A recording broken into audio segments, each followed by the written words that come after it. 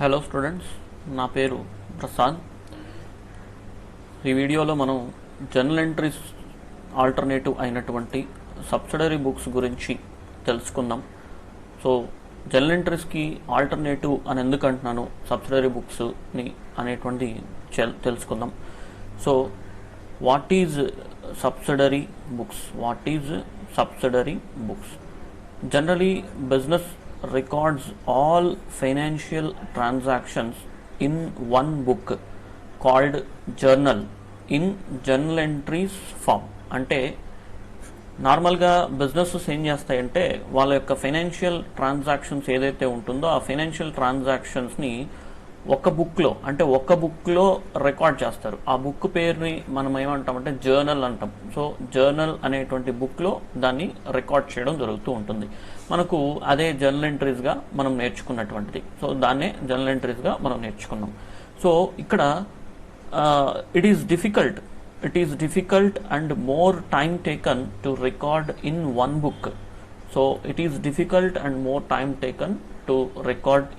One book. అంటే ఒకే బుక్లో మొత్తం రికార్డ్ చేసుకోవాలి అని అంటే అది టైం ఎక్కువగా కన్జ్యూమ్ చేస్తుంది అనమాట. సో ఎందుకు అలాగా అని అంటే, ఇప్పుడు ఫర్ ఎగ్జాంపుల్ ఒక రోజుకి ఇన్ కేస్ ఒక 1000 ట్రాన్సాక్షన్స్ జరిగినాయి అనుకుందాం. సో 1000 ట్రాన్సాక్షన్స్ జరిగాయి అనుకోండి. సో పర్చేజెస్ వచ్చి ఒక 500 జరిగాయి, సేల్స్ రిలేటెడ్ ట్రాన్సాక్షన్స్ ఒక 300 జరిగాయి. అదేవిధంగా ఇంకా పర్చేజ్ రిటర్న్స్ ఒక 50 ఉంది, సేల్స్ రిటర్న్స్ ఒక 50 ట్రాన్సాక్షన్స్ ఉన్నాయి, ఎక్స్పెన్సెస్ ట్రాన్సాక్షన్స్ వచ్చి ఒక 100 ఉన్నాయి. ఇట్లా మనకు ఒక 1000 ట్రాన్సాక్షన్స్ జరుగుతుంది అనుకుందాం ఒక రోజుకి ఒక బిజినెస్లో. ఇప్పుడు వీటన్నిటిని ఒకే బుక్లో, అంటే ఒక బుక్లోనే మెయింటైన్ చేసుకుంటూ వచ్చాడు అనుకోండి. సో జర్నల్ ఎంట్రీస్ రికార్డ్ చేసి ఆ జర్నల్ అనేటువంటి బుక్లోనే వీటన్నిటిని రాసుకుంటా రావాలనుకోండి. అప్పుడు ఏం చేయాలి? ఉండేది ఒక బుక్కే కదా. సో ఒకే బుక్ ఉంటుంది కదా. ఆ ఒక్క బుక్ని ఎంతమంది మెయింటైన్ చేస్తారు? ఒక్కడే మెయింటైన్ చేయగలుగుతాడు. ఒక్కసారికి ఒక బుక్ని ఒకే పర్సనే మెయింటైన్ చేసుకోగలుగుతాడు. సో ఒక పర్సన్ రాస్తూ ఉంటే ఇంకో పర్సన్ ఇంకో పేజ్ తిప్పి అందులో ఇంకోటి రికార్డ్ చేయడం అనేటువంటిది ఇంపాసిబుల్. సో కాబట్టి ఇక్కడ ఏమవుతుందంటే ఈ జర్నల్ ఎంట్రీస్ అనేటువంటి రికార్డ్ చేయడం అనేటువంటి డిఫికల్ట్గా ఉంటుంది, కష్టంగా ఉంటుంది, మరియు టైం అనేటువంటి ఎక్కువగా తీసుకుంటూ ఉంటుంది. సో ఎప్పుడైతే ఈ నెంబర్ ఆఫ్ ట్రాన్సాక్షన్స్ ఎక్కువగా ఉంటాయో అలాంటి సిచ్యువేషన్లో దానికి ఆల్టర్నేటివ్ అనేటువంటిది ఖచ్చితంగా వెతకాలి. సో ఆ ఆల్టర్నేటివ్ ఏంటి అని అంటే, సో చూడండి, for avoiding this problem a separate books are maintain for recording the similar kind of transactions. So those books are called as subsidiary books. అంటే ఇప్పుడు ఒకే రకమైనటువంటి ట్రాన్సాక్షన్స్ని, సిమిలర్ కైండ్ ఆఫ్ ట్రాన్సాక్షన్స్ అంటే ఒకే రకమైనటువంటి ట్రాన్సాక్షన్స్ ఏదైతే ఉంటుందో ఆ సిమిలర్ కైండ్ ఆఫ్ ట్రాన్సాక్షన్స్ని రికార్డ్ చేయడం కోసం సపరేట్ బుక్స్ అనేటువంటి ఏదైతే మెయింటైన్ చేయబడి ఉంటుందో, ఆ బుక్స్ని మనం ఏమంటామంటే సబ్సిడరీ బుక్స్ అంటాము. అంటే కొద్దిగా సింపుల్గా అండర్స్టాండింగ్ వేలో చెప్పాలంటే, ఇప్పుడు మనం ఫర్ ఎగ్జాంపుల్ మనం నార్మల్గా స్కూల్ డేస్లో కావచ్చు, కాలేజ్లో కావచ్చు, ఒక రఫ్ నోట్ బుక్ యూస్ చేస్తాం. సో ఆ రఫ్ నోట్ బుక్లో ఏం చేస్తామంటే ఎకనామిక్స్ రాస్తాం, కామర్స్ రాస్తాం, మ్యాథ్స్ రాస్తాం. అంటే దాని అర్థం ఒకే బుక్లోనే ఈ 3 సబ్జెక్టులు రాసుకుంటూ వస్తాం. అదే క్లాస్ నోట్స్ అనుకోండి, క్లాస్ నోట్స్లో ఏం చేస్తామంటే ఎకనామిక్స్కి సపరేట్గా పెడతాం, కామర్స్కి సపరేట్గా నోట్బుక్ మెయింటైన్ చేస్తాం, మ్యాథమెటిక్స్కి సపరేట్గా నోట్బుక్ మెయింటైన్ చేస్తాం. అంతే కదా. అంటే ఇక్కడ రఫ్ నోట్బుక్ని మీరు జర్నల్ ఎంట్రీతో పోల్చుకోవచ్చు, జర్నల్ ఎంట్రీతో కంపారిజన్ చేసుకోవచ్చు.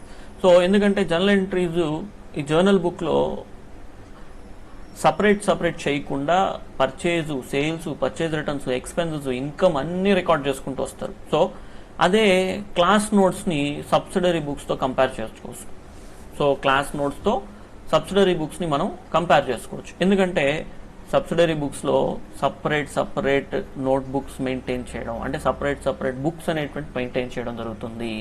సో ఇది మనకు సబ్సిడరీ బుక్స్ అంటే. సింపుల్గా చెప్పాలంటే డిఫరెంట్ ట్రాన్సాక్షన్స్ అంటే ఒకే రకమైనటువంటి ట్రాన్సాక్షన్స్కి ఒక్కొక్క బుక్ని మెయింటైన్ చేయడాన్నే మనం ఇక్కడ సబ్సిడరీ బుక్స్ అని పిలవడం జరుగుతుంది అనమాట. So it is shown in chronological order. So మనం ఎట్లయితే జర్నల్ ఎంట్రీస్లో క్రోనలాజికల్ ఆర్డర్లో రికార్డ్ చేస్తామని తెలుసుకున్నామో, అంటే డేట్ వైజ్గా ఎలాగైతే రికార్డ్ చేయడం జరుగుతుందో ఇక్కడ కూడా అంతే, సిమిలర్గా డేట్ వైజ్గానే ఇందులో కూడా రికార్డ్ చేయడం జరుగుతుంది అనమాట. Okay, right. So separate books are maintained for the recording similar kind of transactions. So those books are called as subsidiary books. Okay, right. So now let us see how many types of subsidiary books are there. So actually manaku there are 8 types of subsidiary books. There are 8 types of subsidiary books based on their purpose. Purpose అని ఎందుకన్నామంటే ఒక్కొక్కటి ఒక్కొక్క purpose కోసం ఉంటుంది, ఒక్కొక్క purpose కోసం ఉంటుంది. So ఇప్పుడు మనం ఎలాగైతే ఎకనామిక్స్ నోట్స్ ఎకనామిక్స్ కోసం, కామర్స్ నోట్స్ కామర్స్ కోసం, మ్యాథ్స్ నోట్స్ మ్యాథ్స్ కోసం ఎట్లయితే మెయింటైన్ చేస్తున్నామో, అదేవిధంగా ఒక్కొక్క సబ్సిడరీ బుక్ ఒక్కొక్క పర్పస్ కోసం అనేటువంటి యూస్ చేయడం జరుగుతుంది అనమాట. సో ఇప్పుడు చూద్దాం మనం మరి ఈ సబ్సిడరీ బుక్స్లో టైప్స్ ఏవేవి ఉన్నాయి అనేటువంటి ఒకసారి మనం గమనిద్దాం. సో ముందుగా ఫస్ట్ వన్ మనకి ఏంటంటే ఇక్కడ పర్చేజ్ డే బుక్. సో ముందుగా మనకి ఇక్కడ ఏంటంటే purchase day book. 1 minute, sorry. Okay, so మనకి ఇక్కడ purchase day book, sales day book, purchase returns book, sales returns book, bills receivable, bills payable, cash book and journal proper. ఇలా మనకు టోటల్గా 8 subsidiary books అనేటువంటి ఉన్నాయి. కంప్లీట్గా 8 సబ్సిడియరీ బుక్స్ అనేటువంటి ఉన్నాయి. సో ఇప్పుడు 1 by 1 ఒక్కొక్క బుక్కి ఉన్నటువంటి ప్రయారిటీ ఏంటి అనేటువంటి మనం తెలుసుకుందాం. రైట్, ఈ వీడియో ఎవరైతే చూస్తున్నారో కాస్త జాగ్రత్తగా వినండి, ఇక్కడే మనకు అండర్స్టాండ్ అయిపోతుంది. సో ఎలా తీసుకోవాలి ఏంటి అనేటువంటి, సబ్సిడరీ బుక్స్లో రికార్డింగ్ ఎలా చేస్తాము ఏంటి అనేటువంటి కూడా ఇక్కడే మీకు అండర్స్టాండ్ అవుతుంది. సో కొద్దిగా క్లారిటీగా విన్నారంటే చాలు. Okay, right. సో ముందుగా డే బుక్ అయినటువంటి పర్చేస్ డే బుక్ గురించి తెలుసుకుందాం. సో పర్చేస్ డే బుక్ అనేటువంటి దాని గురించి తెలుసుకుందాం, లేదా పర్చేస్ బుక్ అంటాం. In this book only credit purchase of goods are record. Cash purchase of goods are assets purchases, that is cash purchases of goods or asset purchases, that is cash and credit, are not allowed to record in this book. అంటే దాని అర్థం ఏంటంటే purchase బుక్లో కేవలం goods purchase చేస్తే మాత్రమే record చేస్తాము. కేవలం గూడ్స్ క్రెడిట్ బేసిస్ పైన, అది కూడా క్రెడిట్ బేసిస్ పైన పర్చేస్ చేస్తే మాత్రమే రికార్డ్ చేస్తాం తప్ప క్యాష్ పర్చేజెస్ పైన గూడ్స్ పర్చేస్ చేస్తే అప్పుడు రికార్డ్ చేయము. అదేవిధంగా అసెట్స్ అనేటువంటి ఎయిదర్ క్యాష్ బేసిస్ కావచ్చు, ఎయిదర్ క్రెడిట్ బేసిస్ కావచ్చు, దాన్ని కూడా రికార్డు చేయకూడదు. కేవలం క్రెడిట్ పర్చేజెస్ ఆఫ్ గూడ్స్ మాత్రమే మనకు ఇందులో అవైలబిలిటీ ఉంటుంది. కేవలం క్రెడిట్ పర్చేజ్ ఆఫ్ గూడ్స్ మాత్రమే రికార్డ్ చేయడం జరుగుతుంది తప్ప మిగతావి ఏది రికార్డు చేయకూడదు. నెక్స్ట్ అదేవిధంగా సేల్స్ డే బుక్ వెళ్దాం. So sales day book, in this book only credit sales of goods are recorded. అంటే క్రెడిట్ సేల్ ఆఫ్ గూడ్స్, బాగా చూడండి, క్రెడిట్ సేల్ ఆఫ్ గూడ్స్ మాత్రమే ఇందులో రికార్డ్ చేయడం జరుగుతుంది. Assets sales either cash or credit or cash sales of goods are not allowed to record in this book. అంటే దాని అర్థం ఏంటంటే కేవలం క్రెడిట్ సేల్ ఆఫ్ గూడ్స్ మాత్రమే, గూడ్స్ క్రెడిట్ బేసిస్ పైన సేల్స్ జరిగినప్పుడు మాత్రమే రికార్డ్ చేస్తారు. సో అసెట్స్ సేల్స్ చేసినా, లేదా అసెట్స్ అనేటువంటి క్యాష్ కావచ్చు, క్రెడిట్ కావచ్చు, ఏదైనా కావచ్చు, సో అది రికార్డ్ చేయం. అదేవిధంగా గూడ్స్ ఒకవేళ క్యాష్ బేసిస్ పైన సేల్స్ చేసినా దాన్ని రికార్డ్ చేయం. సో ఇప్పుడు ఈ రెండిటికి మీకు అర్థమై ఉండాలి. Credit basis. సో ఈ రెండు కూడా కేవలం క్రెడిట్ బేసిస్ ఆఫ్ గూడ్స్ మాత్రమే తీసుకుంటాం. So credit basis of goods గుర్తుపెట్టుకోండి. సో ఇది మాత్రమే రికార్డ్ చేయడం జరుగుతుంది అనమాట ఇందులో. Right, next one purchase returns. So purchase returns, sales returns. So మనకు purchase returns book, sales returns book. So జనరల్గా మనకు రిటర్న్స్ అనేటువంటి మీ అందరికీ తెలిసిందే 2 types ఆఫ్ రిటర్న్స్ ఉన్నాయి. సో ఒకటి పర్చేజ్ అయితే ఇంకోటి సేల్స్ రిటర్న్స్. ఇప్పుడు పర్చేజ్ రిటర్న్స్ ఎప్పుడు జరుగుతాయి? ఎప్పుడైతే మనం గూడ్స్ పర్చేజ్ చేసి ఉంటామో అలాంటి సందర్భంలో ఒకవేళ ఏదన్నా మనకు స్టాక్ మిగిలిపోయినా, స్టాక్ డ్యామేజ్డ్ స్టాక్ ఉన్నా, మనం అనుకున్నటువంటి క్వాలిటీ లేకపోయినా అలాంటి సిచ్యువేషన్లో రిటర్న్ చేస్తూ ఉంటాం. సో అప్పుడు మనం కొన్నప్పుడు ఏదైతే మనం రిటర్న్ చేస్తామో దాన్ని ఏమంటాం అంటే పర్చేజ్ రిటర్న్స్ అంటాం. సో ఇప్పుడు ఆ పర్చేజ్ రిటర్న్స్ ఉన్నప్పుడు దాన్ని ఇక్కడ రికార్డ్ చేస్తాం. So when goods returned to the seller due to unsold or damaged or low quality, those will be recorded in this book. So అలాంటి సందర్భాల్లో మనం ఈ బుక్ లో రికార్డ్ చేయడం జరుగుతుందన్నమాట. Next sales returns book. So sales returns book, when goods returned from the buyer due to unsold or damaged or low quality, those will be recorded in this book. అంటే ఇప్పుడు మనం ఒక buyer, మనం ఒక seller అనుకుందాం, మనం ఎవరికైనా stock అమ్మాం. మనం స్టాక్ అమ్మినప్పుడు అక్కడ ఏమైంది అని అంటే ఆ స్టాక్ సరిగ్గా లేకపోవడం వల్ల ఆ బయ్యర్ ఏం చేశాడంటే మనకు స్టాక్ రిటర్న్ చేశాడు.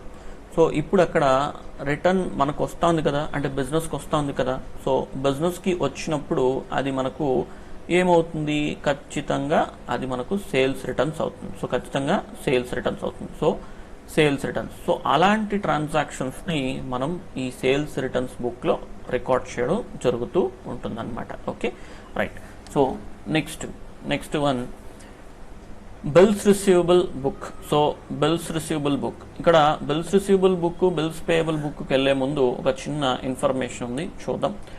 Before going to learn about bills receivable book and bills payable book, first of all we need to learn about bills of exchange.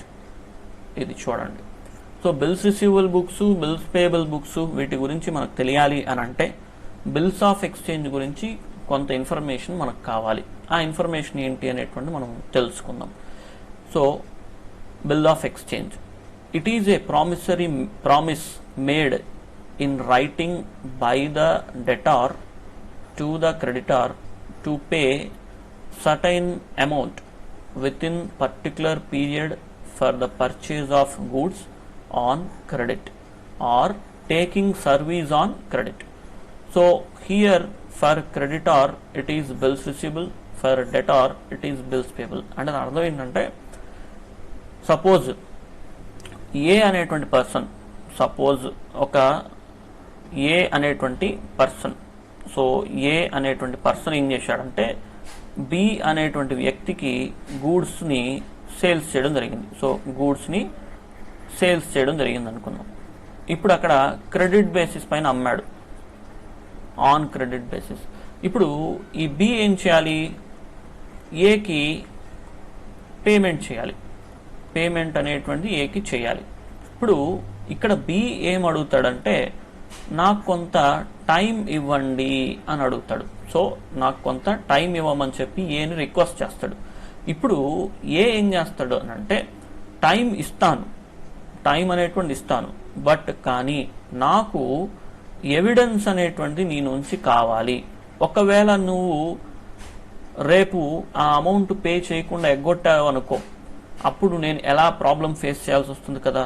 అందువల్ల నాకు ఒక ఎవిడెన్స్ అనేటువంటి ఇస్తే నేను అలాగే టైం ప్రొవైడ్ చేస్తాను అని చెప్పి ఏ అనేటువంటి వ్యక్తి చెప్పడం జరుగుతుంది. ఇప్పుడు ఆ ఎవిడెన్స్నే మనం ఇక్కడ ఏం చెప్పచ్చు అంటే బి తాను ప్రామిస్ చేస్తాడు. సో బి అనేటువంటి వ్యక్తి తాను ప్రామిస్ చేస్తున్నాడు.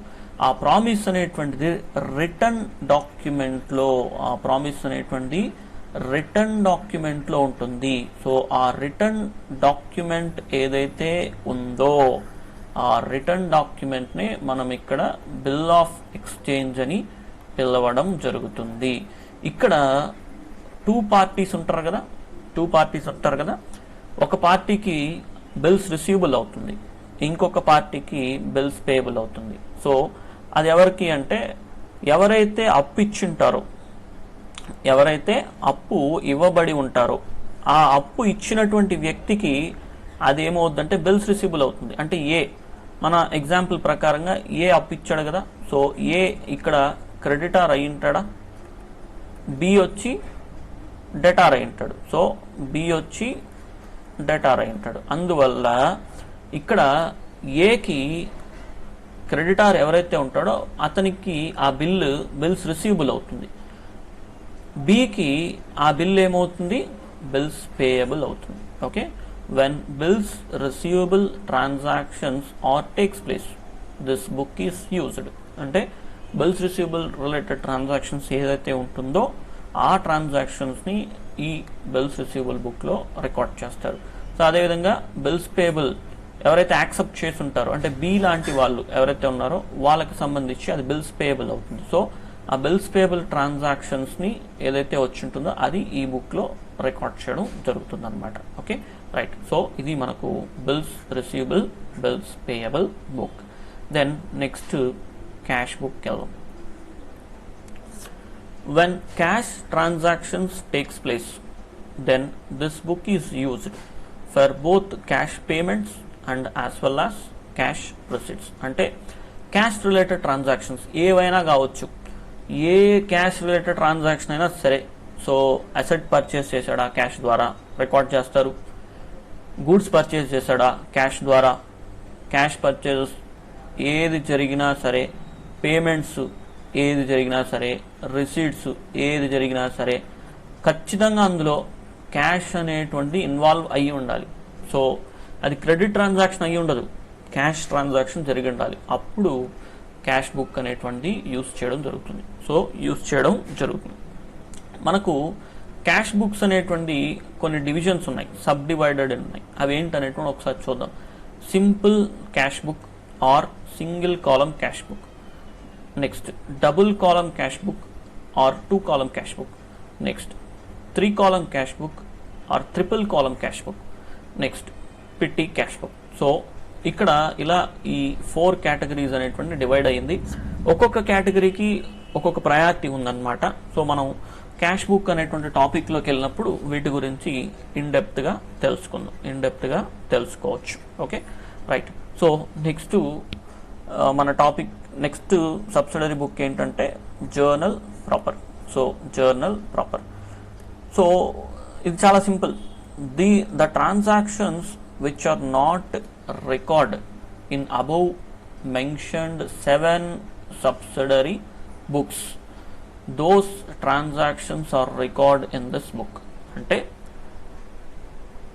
పైన తెలుపబడినటువంటి 7 సబ్సిడరీ బుక్స్ ఏదైతే ఉన్నాయో ఇది కాకుండా వాటిలో రికార్డు చేయకుండా వదిలేసినటువంటి ట్రాన్సాక్షన్స్ ఏవైనా సరే మనకు ఈ జర్నల్ ప్రాపర్లో రికార్డ్ చేస్తారు. సో ఈ జర్నల్ ప్రాపర్లో రికార్డ్ చేయడం జరుగుతుంది అనమాట. ఓకే, సో ఎగ్జాంపుల్స్ ఏంటంటే మనకు సో ఓపెనింగ్ ఎంట్రీస్ కావచ్చు, క్లోజింగ్ ఎంట్రీస్ కావచ్చు, రెక్టిఫికేషన్ ఎంట్రీస్ కావచ్చు, ట్రాన్స్ఫరింగ్ ఎంట్రీస్ కావచ్చు, credit purchase and sales of assets కావచ్చు. సో ఇప్పుడు క్రెడిట్ పర్చేజెస్కి సంబంధించి ఒక చిన్న అసెట్ క్రెడిట్ బేస్ కొన్నాడు అనుకున్నాం. సో దానికి జనరల్ ఎంట్రీ ఏం రాస్తాం, జనరల్గా ఒక asset furniture account to some X company account. ఇప్పుడు ఇది ఏంటి అంటే క్రెడిట్ బేస్ అన్నమాట. సో అసెట్ క్రెడిట్ బేస్లో కొన్నాడు. ఈ ఎంట్రీ ఏదైతే రికార్డ్ అవుతుందో అంటే ఈ ట్రాన్సాక్షన్ ఏదైతే ఉంటుందో ఇవి ఫస్ట్ 7 సబ్సిడరీ బుక్స్లో రికార్డ్ చేయం. ఫస్ట్ 7 సబ్సిడరీ బుక్స్లో ఏ కేటగిరీ కిందకి కూడా రాదు. బట్ ఈ జర్నల్ ప్రాపర్ అనేటువంటి బుక్లో రికార్డ్ చేయడం జరుగుతుంది అనమాట. అంటే అడిషనల్గా ఉన్నటువంటి ఎంట్రీస్ ఇంకేదన్నా ఉంటే వాటిని ఇక్కడ రికార్డ్ చేస్తాము. సో ఇది మనకు సబ్సిడరీ బుక్స్కి సంబంధించినటువంటి ఇంట్రొడక్షన్ పార్ట్. సో నెక్స్ట్ వీడియోలో మనకేంటంటే ప్రాబ్లమ్స్ చూద్దాం.